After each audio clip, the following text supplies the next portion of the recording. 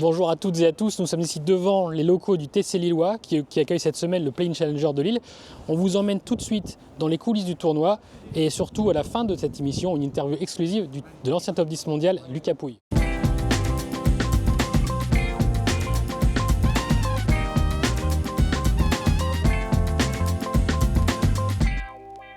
On rejoint Yann Seger tout de suite qui est avec Antoine Suhr, le président du TC Lillois qui accueille le Play-in Challenger de Lille pendant toute la semaine.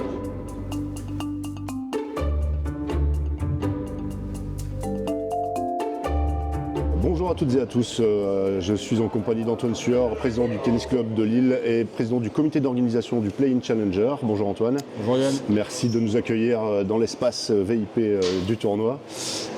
Écoute, présente-toi un petit peu, dis-nous, tu es président du TCL depuis fin 2017 et donc responsable du tournoi depuis les 8 dernières années. C'est ça, j'ai pris la présidence du club, c'était en octobre 2017, avant j'en étais le trésorier.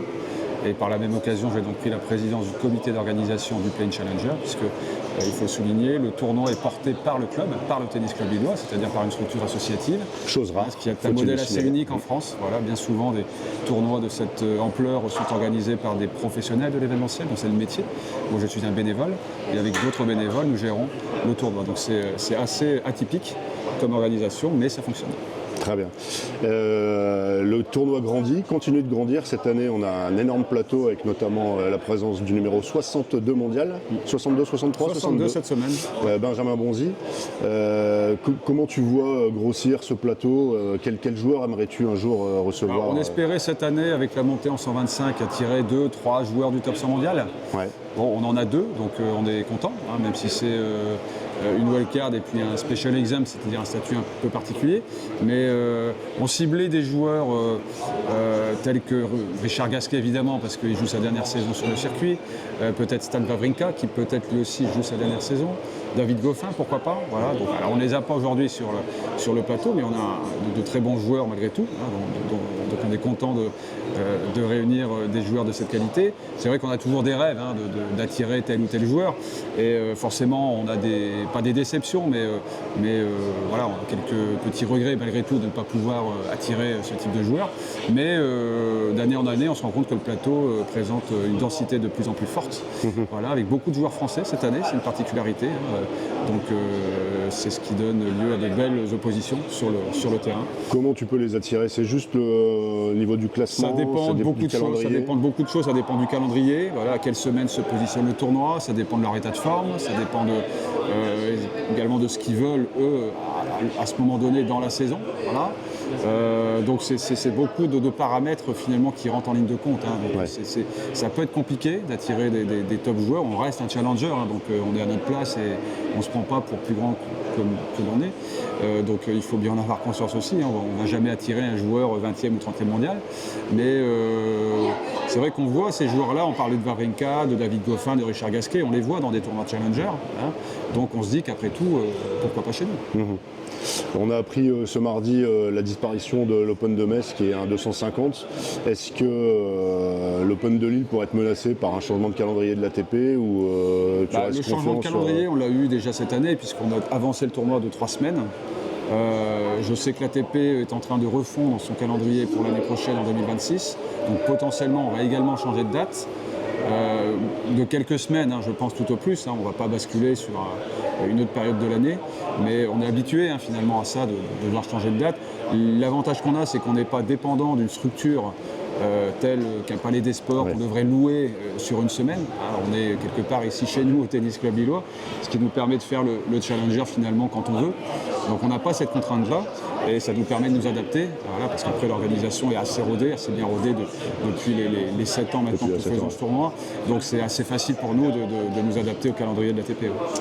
Dernière question Antoine, dans une récente interview on a parlé d'un Masters 1000 qui serait un rêve. On parlait de rêve tout à l'heure, celui-là en fait partie aussi. Dis-nous un peu, je sais que tu ne veux pas passer en ATP 250 qui est un format assez difficile. C'est-à-dire c'est pas que je veux pas, mais bon, on le voit avec l'Open de Moselle qui était en sursis depuis quelques temps. Et le fait de le voir disparaître aujourd'hui montre également la fragilité de ce type de tournoi, le 250. dont le modèle économique est assez difficile à trouver finalement pour équilibrer financièrement un tel événement. Et d'autre part, on n'a pas aujourd'hui sur la métropole lilloise des installations qui nous permettraient d'accueillir un ATP 250. On n'a pas de palais des sports de 4000, 5000 places. Donc c'est ça qui nous manque aujourd'hui. Bien sûr le budget, parce que là on partirait sur un budget x10 par rapport à ce qu'on a aujourd'hui. Mais précisons, 200 000 euros le play-in. Donc 200 000 $. 200 000 $, on passera à 2 Alors, millions 200 000 $. $, c'est la dotation financière. On a un budget aujourd'hui qui avoisine les 650 000 euros. Ouais. Sur un ATP 250, il faudrait compter à peu près x10. Donc 6 millions et demi. Et pour un Masters 1000, Là, c'est encore bien au-dessus. Là. Voilà. Ça reste pour l'instant un rêve, mais Ben, oui, quand on me pose la question, c'est vrai que souvent, je réponds que le modèle économique du Masters 1000 est moins risqué qu'un 250. On le voit avec l'Open de Moselle qui vient de disparaître. D'autres tournois 250 ont disparu eux aussi. En revanche, les Masters 1000 sont toujours là. Et il y a une volonté de l'ATP d'accroître en fait leur nombre dans le calendrier. Donc peut-être profiter de ces vents favorables au niveau de l'ATP pour essayer de proposer un tournoi d'envergure qui serait évidemment porteur et qui permettrait de faire rayonner mondialement toute une rayonnant. métropole, toute une région et qui reviendrait chaque année. Merci beaucoup Antoine. Merci Yann, merci à vous. Merci. Allez, on rejoint tout de suite Yann et Kevin qui sont en compagnie de Lucas Pouille, l'ancien numéro 10 mondial qui participe pour la deuxième fois au Playing Challenger de Lille, ici dans sa région.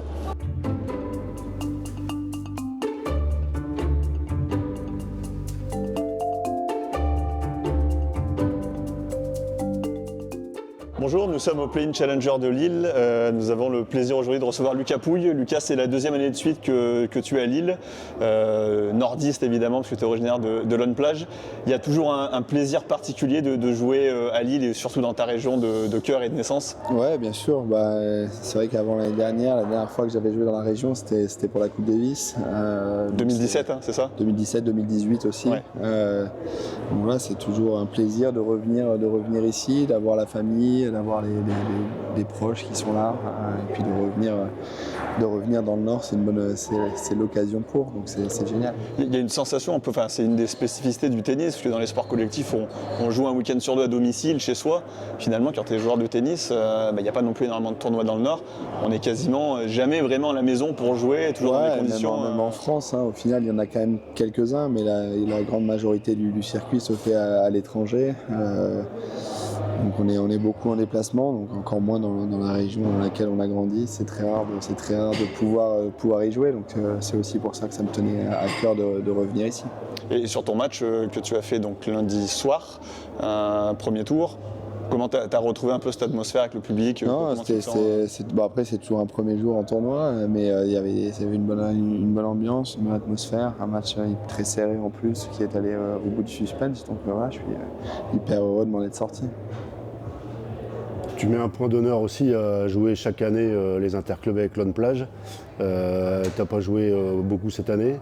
Tu continues toujours fidèle au club? Ouais, quand tu peux. C'était prévu. Après, malheureusement, l'année dernière, en fin d'année dernière, je me suis blessé au poignet. J'ai dû arrêter 10 semaines de suite. Donc en fait, je pouvais même plus tenir la raquette ou faire un coup droit. Donc c'était impossible de faire les matchs par équipe. J'ai suivi les résultats. Voilà. Et cette année, si je suis apte à jouer, je jouerai avec. Ouais, c'est une compétition qui te tient à cœur. Et pour le club? Pour le club, j'aimerais qu'on soit champion de France. Ce serait génial pour un petit club comme Lonne Plage, là où j'ai commencé le tennis, de ramener ce titre au club et à la ville et à monsieur le maire Eric qui soutient le club et toutes les infrastructures sportives de la ville depuis de nombreuses années. C'est vrai qu'on est une petite ville, mais on a d'énormes infrastructures avec que ce soit le foot, le basket, le tennis et plein d'autres. Donc voilà, c'est aussi grâce à lui. Donc ça me ferait plaisir et ça me tient à cœur de tout faire pour qu'on lui ramène ce titre. On pourrait même avoir une finale de Pro A avec les voisins de Boulogne-sur-Mer. C'est un truc qui te... C'est vrai que c'est possible. Ils ont mis les moyens pour avoir une sacrée équipe. Maintenant ils vont être en Pro A, donc ça va être la guerre régionale cette année, mais c'est sympa. Il faut qu'il y ait cette compétition, il faut qu'il y ait ce duel entre clubs. Je trouve ça cool tant que c'est sain. Avec un autre joueur nordiste, Terence Atman, qui a perdu lundi soir également. Mais est-ce que vous avez des relations entre joueurs nordistes sur le circuit international? Est-ce que tu... Bon, on se connaît, on n'est pas de la même génération, mais on se connaît, ouais, on se voit, on discute, on a des connaissances et des amis en commun, donc voilà, c'est vrai qu'on se connaît pas. Que ce soit avec Christina, Océane, vous croisez quand même un peu de temps en temps? Christina, c'est différent, on a grandi ensemble, on jouait à Malo-les-Bains avec Frédéric Jonas ensemble, on s'entraînait tous les mercredis ensemble à la Ligue des Flandres. Et puis on a grandi ensemble, on est de l'année de 93, je suis de 94. Et puis on a grandi, on a fait les circuits ensemble, donc on se voit surtout très souvent sur les tournois. Donc c'est vrai que c'est un peu différent que Terence par exemple, qui est beaucoup plus jeune et qui commence à arriver sur le circuit. Donc on n'a pas les mêmes relations. Il y a un sujet, Lucas, sur lequel on avait envie un petit peu de t'interroger, parce que tu es sur le circuit, tu l'as dit, depuis 12 ou 13 ans. Tu trouves que le circuit, toi, a beaucoup évolué dans sa manière, dans l'approche des joueurs, aussi la manière dont le tennis est traité, beaucoup plus de présence avec les réseaux sociaux notamment? Ouais, bah ça a évolué dans plusieurs sens, dans le sens où c'est beaucoup plus professionnel qu'avant, je trouve, qu'au tout début. Les joueurs sont beaucoup plus accompagnés, il y a plus d'argent, donc ce qui permet aussi aux joueurs d'investir dans leur carrière, de prendre un kiné, un prépa physique, un entraîneur chaque semaine, et que ce soit sur le circuit principal, mais aussi sur les challengers. À l'époque, quand je commençais les Future Challengers, tous les joueurs n'avaient pas de coach, ils venaient seuls en tournoi. Aujourd'hui, c'est rare. La plupart des joueurs ont un coach, voire un kiné avec. Et donc, du coup, forcément, les joueurs se développent plus, ils sont plus pros, plus dedans.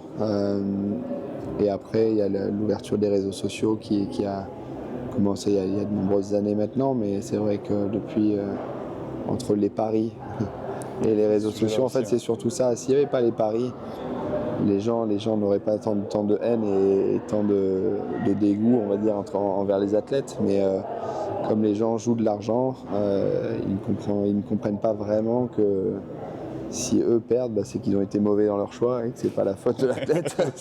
Si je fais un pari et que je joue, j'en sais rien, moi je vais jouer le LOSC et que le LOSC perd, c'est que j'ai mal senti les choses, c'est de ma faute. Malheureusement, ils s'en prennent plus à l'athlète qu'à eux-mêmes. Et parfois, ça dépasse un peu les bornes quand il commence à y avoir des menaces de mort, des menaces sur nos familles, comme moi j'ai pu avoir sur ma Ça a déjà été le cas pour toi, hein? Ah ouais, tous les jours. Comment tu gères ça? Comment tu gères Maintenant, est-ce que tu arrives à te détacher, à ne pas les lire? Il y a quelqu'un qui s'en occupe? Je les lis plus, parce que maintenant c'est vrai que sur Instagram, maintenant ça va dans les demandes de messages, donc moi ça je les lis pas. Au moins ça peut pas me toucher, ça peut pas m'atteindre. Et après, si une personne prend son temps pour insulter quelqu'un, c'est que cette personne doit être très très triste dans sa vie pour prendre autant de temps à évacuer cette frustration. C'est tant pis pour elle, moi ça me regarde pas. Mais c'est quand même quelque chose auquel t'es pas préparé. Il y a quand même des joueurs qui ont craqué, qui craquent, qui arrêtent. Ça peut être dur, parce que c'est vrai que quand on peut se prendre à répétition, sur la plateforme X, qu'on arrive, que les gens se lâchent sans qu'il y ait le moindre contrôle, qu'ils puissent insulter, dire ce qu'ils veulent sans être répréhendés. Je trouve pas ça forcément normal, que ce soit sur Facebook, Instagram, toutes les plateformes. Après, encore une fois, ce que je dis, il faut avoir l'intelligence et la maturité de comprendre que ces gens-là, s'ils le font, c'est qu'ils doivent avoir une vie bien triste et bien malheureuse. Et tant pis pour eux. Et juridiquement, vous vous sentez accompagné, ou alors c'est... Oui, maintenant il y a, à Roland-Garros, je sais que l'an dernier, ils avaient mis en place avec une boîte qui justement ont rentré nos identifiants, et en fait ça filtrait tous les messages, donc tous les messages de haine, tous les messages d'insultes, etc. Même les commentaires sur les photos étaient automatiquement supprimés, et c'est vachement bien. Donc, mais ça se fait pas partout. Oui, on peut s'en servir, ouais. Nous on peut s'en servir, et d'ailleurs il faudrait que je le fasse parce que c'est vraiment bien, mais voilà, moi ça m'atteint pas spécialement, enfin pas du tout. C'est pas un truc aujourd'hui j'ai passé l'âge pour être touché par un mec qui n'a jamais rien fait que de sortir de son canapé, donc c'est pas grave. Ça a changé, ta vision de ces choses-là ont changé avec la naissance de ta fille ou... Non, pas avec la naissance de ma fille, je l'ai compris assez tôt ça, au tout début, voilà, ça pouvait un peu me toucher, je pouvais lire comme tous les jeunes, et je passais plus de temps sur les réseaux et à regarder. Et quand tu lis des choses, t'es mauvais, t'y arriveras jamais, t'es nul, etc., ça peut t'atteindre.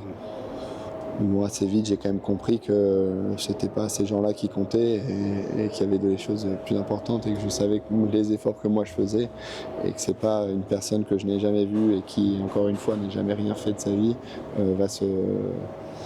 va m'atteindre émotionnellement. Sur le nouveau format du tennis, est-ce que toi, tu comprends les personnes qui défendent une nouvelle formule du tennis? Certains disent que c'est trop long, que les matchs durent trop longtemps, notamment avec la nouvelle génération qui est peut-être un petit peu plus difficile à capter, ou tu es plutôt sur un aspect un peu plus conservateur et traditionnel? Je regarde beaucoup de sports, un peu tous les sports. Quand on voit on va dire que les sports les plus médiatisés dans le monde, donc il va y avoir le foot, le football américain, le basket, le tennis fait partie. Chacun de ces sports c'est des longs formats. Ça m'arrive de m'ennuyer devant un match de foot, mais en même temps, si le match de foot, il y avait 2 périodes de 20, je pense que ça ne m'irait pas non plus. Parce que la soirée, être à 21h devant la télé, regarder un match de foot 2 fois 45, il peut se passer plein de choses. C'est comme ça que je l'ai connu et je trouve que et ça va bien. Et quand je regarde le match de basket, où parfois c'est longué, pas possible, dans le dernier quart-temps, ils font des temps morts toutes les 3 secondes, notamment en NBA, ouais. et que le dernier quart-temps, il est censé durer 12 minutes, mais il en dure 25. T'es là, tu te dis, mais t'as envie de crever, quoi. Ça s'est arrêté quand?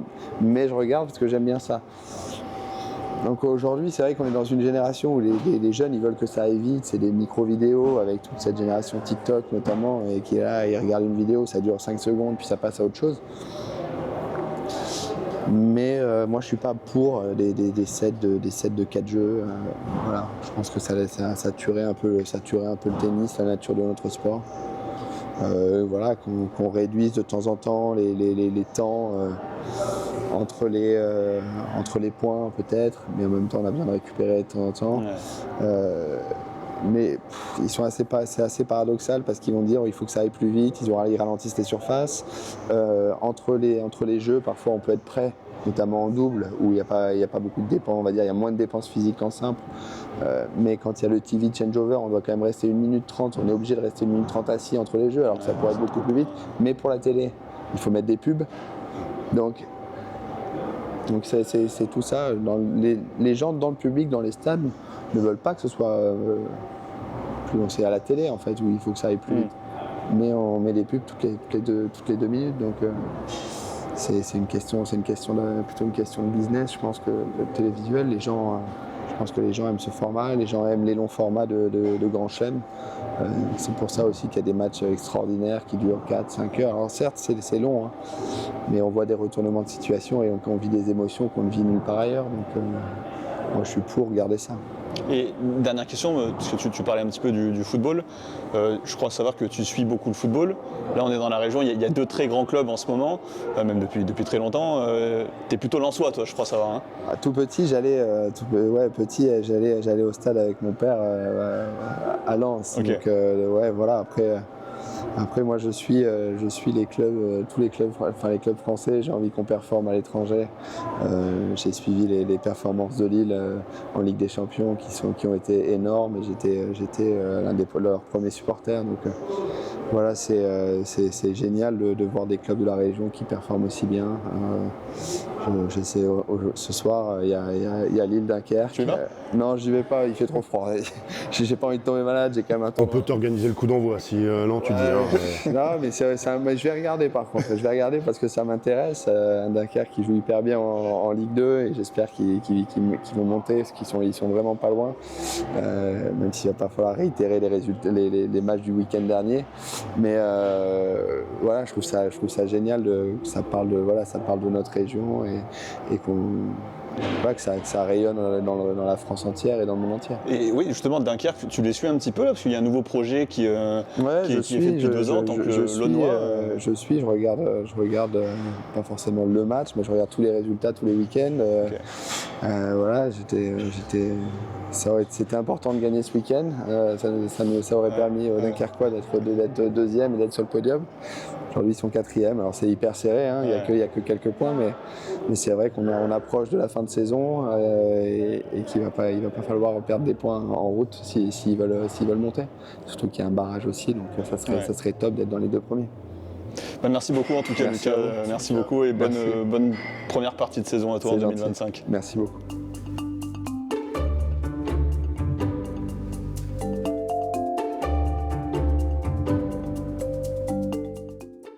Toujours ici dans les locaux du TC Lillois qui accueille cette semaine le Play-in Challenger de Lille. Nous sommes en compagnie du directeur de tournoi, Joseph Lataz. Bonjour Joseph et merci de nous recevoir. Je vous en prie. Joseph, la première question est assez simple. Qu'est-ce que c'est la fonction d'un directeur de tournoi? C'est très vaste. C'est vaste, j'imagine. C'est très très vaste. Ça commence très tôt dans l'année, jusqu'au tournoi bien sûr, et puis après on fait le bilan. Le directeur de tournoi, c'est celui qui, je dirais, un peu le responsable du respect, de faire appliquer le cahier des charges de l'ATP. L'ATP a beaucoup d'exigences. Plus on monte en gamme dans les tournois et plus les exigences sont élevées.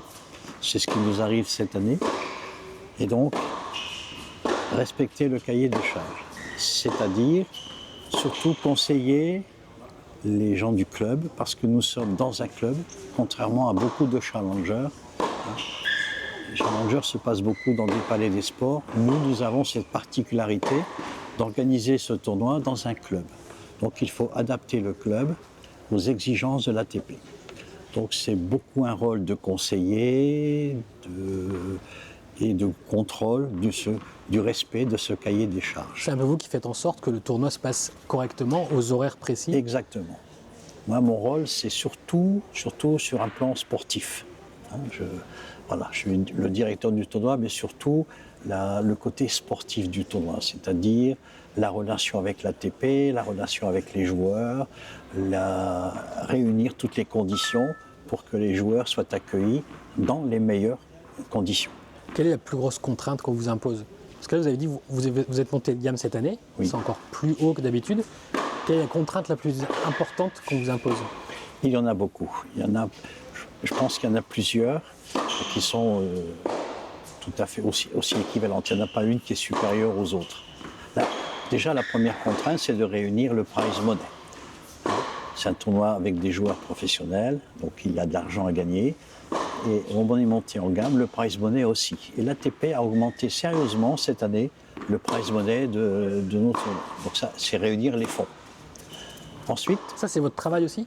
Non, ça c'est plutôt le club, le comité d'organisation qui s'occupe de chercher des sponsors, la relation avec les sponsors institutionnels, c'est-à-dire la MEL, qui est notre principal sponsor, avec le département, la région, et beaucoup de sponsors privés.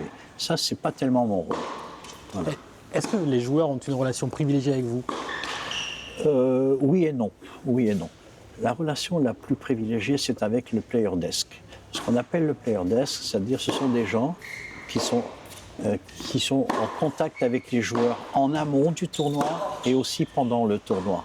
Le player desk reçoit toutes les demandes d'échauffement, toutes les demandes de transport, c'est lui qui gère ça. Les joueurs aussi demandent des services, c'est le player desk qui les assure. La blanchisserie, les transports, je l'ai dit, et d'autres petits services comme ça qu'ils ont besoin, car ces joueurs sont dehors de chez eux de nombreuses semaines, et donc il faut les aider dans la gestion de leur vie quotidienne. Alors selon vous, qui êtes à l'intérieur de l'organisation, quel est le point fort de ce tournoi de Lille? Qu'est-ce qui attire les joueurs ici? Alors, notre point fort, c'est que nous sommes sur un seul site. Beaucoup de challengers se jouent sur 2 sites. Par exemple, vous prenez un palais des sports, vous avez un cours sur le palais des sports et les entraînements se font ailleurs, dans un autre club, à 5, à 10, voire à 15 km. Donc il faut construire des cours à l'extérieur identiques à celui du central. Donc déjà, ce sont des grosses contraintes. Nous n'avons pas cette contrainte. Ce qui les attire ici, c'est que nous avons tout sur le même site. Et les matchs de cours, les cours de match, pardon, et aussi les cours de practice. Et qu'est-ce qui fait pour vous, à la fin du tournoi, dimanche soir, vous vous dites, ça y est, le tournoi est terminé, c'était une belle réussite? Quelle est la chose qui fait que vous pouvez vous dire ça? C'est le remplissage des gradins. Voilà, c'est ça notre principale récompense, c'est de voir les gradins remplis. Et quand on a les gradins remplis, on se dit, nous avons peut-être réussi un très beau tournoi, une très belle édition. Merci Joseph, merci pour toutes ces Mais de réponses rien. et cet éclairage. Merci à tous d'avoir suivi cette émission. Suivez le Play-in Challenger de Lille sur le site de la Voix du Nord toute la semaine et sur la Voix du Nord tous les jours.